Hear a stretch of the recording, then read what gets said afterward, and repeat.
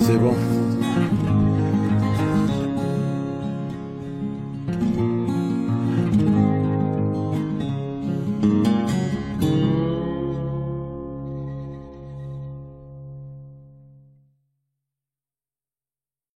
Alors maintenant, je vais vous expliquer un petit peu le plan.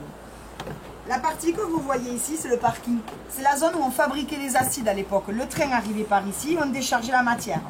Ici, vous avez le village de Poly, quelques logements collectifs, l'école, l'épicerie, la maison du directeur et son jardin, la grande prairie que vous venez de voir, le cap qui a servi pendant la Première Guerre mondiale pour les Anamites, le bâtiment dans lequel on se trouve avec l'embarcadère pour les bateaux, le cap de fabrication, la fameuse montagne, et un peu plus loin, là-bas, il y a le cap Ouyestrey. C'est un lieu où on stockait la dynamite.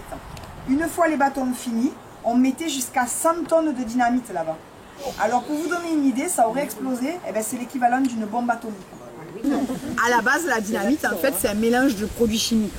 On utilise de l'acide nitrique, de l'acide sulfurique et de la glycérine. Quand vous mélangez tout ça ensemble, vous obtenez un liquide que vous connaissez souvent par le nom, c'est la nitroglycérine. Bravo, vous êtes tous de bons élèves. La nitroglycérine, elle a été inventée par un monsieur qui s'appelait Sobrero. Mais le gros problème, c'est qu'elle est tellement instable que si je fais tomber une goutte par terre, il n'y a plus personne. Monsieur Nobel a donc réussi à stabiliser la nitro en rajoutant une matière absorbante à l'intérieur qu'on appelle le coton azotique. Une fois qu'on le met, le liquide se transforme en pâte.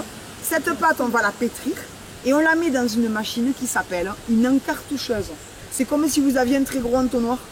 La pâte, elle passe à l'intérieur et elle va sortir comme de la saucisse. Des churros, pour les plus gros. On coupe des morceaux, on met du papier autour, une mèche, un détonateur, zaou dans le derrière, vous avez un bâton de dynamite.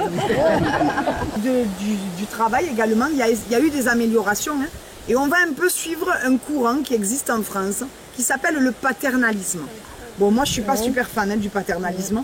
Moi, j'ai vraiment l'impression que le paternalisme, c'est quand vos patrons, ils vous mettent dans une belle boîte dorée pour vous faire oublier la misère dans laquelle vous vivez. C'est sûr. Après, bizarrement, les anciens ouvriers, ils ne pensent pas du tout comme moi. Ici, à Poly, il y a une dame qui vient. Elle vient tous les lundis. Elle a 87 ans. Elle a travaillé 41 ans dans cette usine. Et à chaque fois que je dis ça, elle me dit « Arrête de dire ça, je vais te mettre une fessée ». Alors elle a le droit parce que c'est ma grand-mère. Ma grand-mère, elle a travaillé ici toute sa vie et elle me dit toujours arrête de dire aux gens que c'était pas bien le paternalisme parce que c'était bien. Pour l'époque, c'était mieux. Elle me dit imagine-toi, à l'époque on avait le choix d'être ou vigneron ou pêcheur ou travailler à l'usine. Si tu étais vigneron ou pêcheur, tu avais des inconvénients mais pas d'avantages. À Poly, tu avais des inconvénients mais tu avais plein d'avantages. Ici, ils avaient un logement, ils payaient pas l'eau. Ils ne payaient pas l'électricité, ils ne payaient pas le loyer, ils avaient un très bon salaire, ils avaient le droit d'aller chez le médecin gratuitement, ils pouvaient cultiver un bout de terrain, les enfants allaient à l'école, ils avaient plein de choses comme ça. Et le pompon aux yeux de ma grand-mère, ils avaient des douches. Ouais. Alors ma grand-mère elle me fait rire parce que moi elle me dit à toi bien évidemment ça te fait rire, toi tu prends 2 douches par jour aujourd'hui, mais à l'époque moi ma première douche je l'ai prise j'avais 19 ans. Nous, on n'avait pas de...